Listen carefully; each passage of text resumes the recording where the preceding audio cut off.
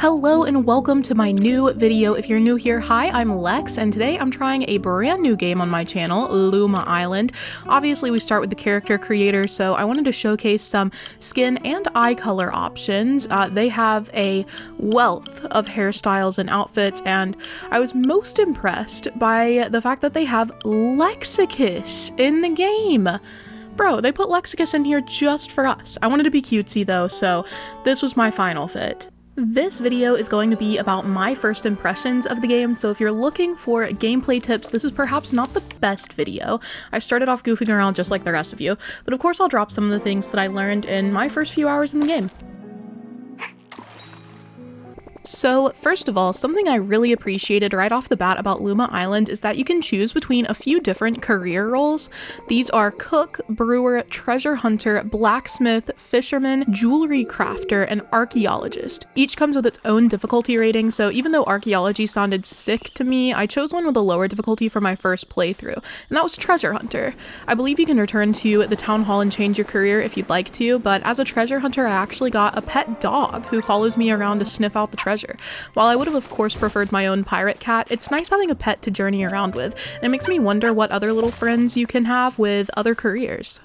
Once you've chosen a career, the game's tutorial is pretty effective at helping you get started. Luma Island sends you along on little quests that will prepare you for whatever you've chosen to do.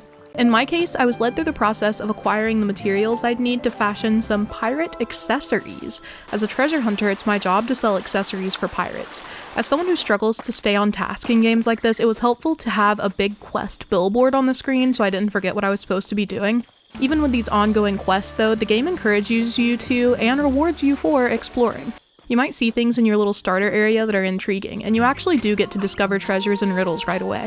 Whether you go after the interesting glowing stones or follow the singing chicken bird, the game rewards you for being curious. To me, the game seemed to combine things I loved about Stardew Valley with things that I adore about Animal Crossing. For one, you get a net to go along and catch any critters you can find. While these critters are useful for some professions, I'm mostly just collecting them to boost my gold by selling them at the market. This Animal Crossing-like critter hunting joins Stardew Valley-esque lore and graphics, as well as the ability to go gallivanting around in some underground mines. Speaking of which, I want to talk about the mines themselves. This element brought in a little bit of Minecraft joy as well, since you'll need torches to go exploring. Like in other mining games, you'll encounter hostile mobs as you collect your materials and explore underground, but you can turn off the spiders in settings if they genuinely creep you out, and I appreciate that. Interestingly, the torches actually fizzle out over time if you're not around them, and they'll spark back to life when you're close to them again. Unlike in Minecraft, though, you're not able to continue walking through the dark. If you stay in a pitch black zone for too long, the game teleports you back to your farm. As annoying as it is if you're right at the edge of your firelight, it's nice not to have to worry about being hopelessly lost without your torches.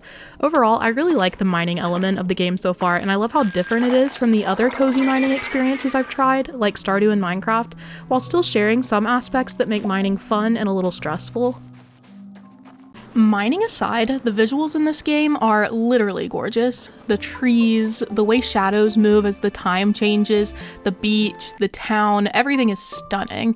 I found myself often just standing and appreciating how beautiful some frames were. There's that lovely warm charm I've come to expect from cozy life sims, but Luma Island's details just take that charm a step further and they're enamoring. I could play this game for hours as a walking sim just to watch the leaves sway in the wind. And I mean that. As a kid, I always played GTA just as a fun little city driving sim, never mind the cursing NPCs. I know I've been singing Luma Island's praises so far, but don't worry, it gets better. Your inventory in the game, yeah, that's unlimited, infinite. No stressing about making enough chests, though you can make some to get stuff out of your pockets. The things you put in the chest are not able to be used at a crafting table, so far I've just kept everything in my inventory. Not worrying about my inventory space actually puts this game at the top 3 cozy games of all time right out the gate. I'm not even joking. I'm looking at you, Stardew, with only 1 row of slots at first. Like I promised earlier, I also wanted to take a minute to go over some random things I've learned since I started that I wish I'd known at the beginning. First, if you can see a spot, you can usually find a way to walk up to it if you pay attention to how the hills are constructed. You can climb using the ramps built into the game, so a lot of places are explorable even without something like a ladder, which I'm not yet even sure exists in Luma Island. Second, you can change the bait on your fishing rod if you step out of the water. I spent a good 5 minutes trying fruitlessly to switch the type of bait I was using, but the whole time I was standing in the ocean. Maybe I'm just silly. Next, it's possible to stow your pet away within the inventory, so if you don't want your pet following you or poking around while you're mining or something, you can simply put them away until you need them again. Lastly, as you might expect with a farming sim kind of game, you should stock up on all possible resources as soon as you begin. Cut down those trees, smash those rocks, collect those reeds and weeds and cotton. You'll need it, and again, your inventory is infinite, so for once you won't be punished for being over-prepared.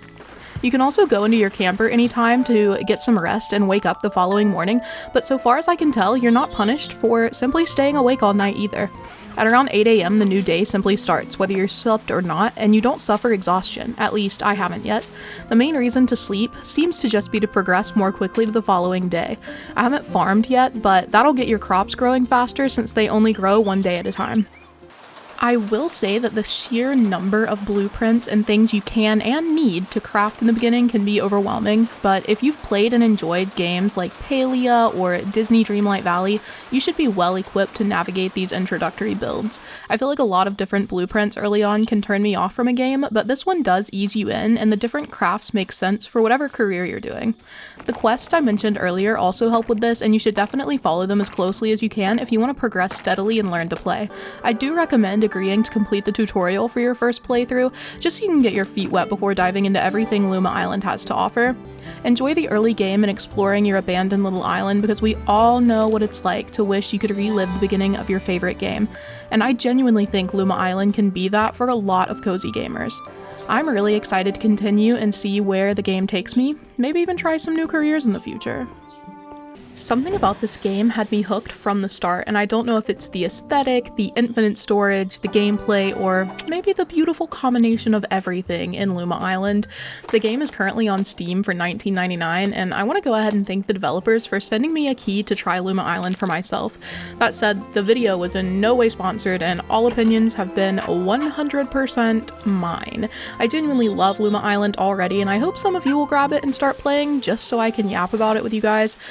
Speaking of which, if you're a casual viewer and didn't know, we do have a Let's Play Discord server where we talk all things not Let's Play, so feel free to join if you like cozy gaming, Animal Crossing, or have any interest really that you like to yap about. The link to the server will be in the description.